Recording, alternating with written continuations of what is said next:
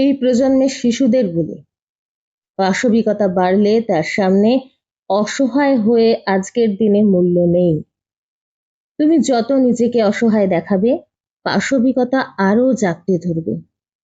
আর পাশবিকতার জয় হলে বড়রা কেউ আসবে না তোমার লড়াই লড়তে। তারা করবে দলাদলির খেলা, একে অন্যের দোষ খুঁজবে। এসবের মাঝে বিলুপ্ত হয়ে যাবে তোমাদের বিচার। আস্তে আস্তে সবাই ফিরে যাবে নিজের ঘর। তাই লড়তে হবে নিজেকে, আত্মশক্তির জাগরণ করতে হবে। নিজের ভিতরটা নরম থাকলেও বাইরেটা করতে হবে বজ্র কঠিন। কাউকে সুযোগ দেওয়া যাবে না ভিতরে প্রবেশের। একটা ভুল নিজেকে হারিয়ে ফেলার পরিস্থিতি তৈরি করবে। তাই তৈরি করো নিজেকে সেভাবেই।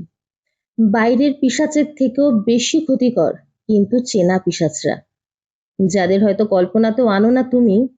সে হতে পারে তোমাদের অভিভাবক, আত্মীয়। বাইরের পিশাচরা তাদের পরে আসে।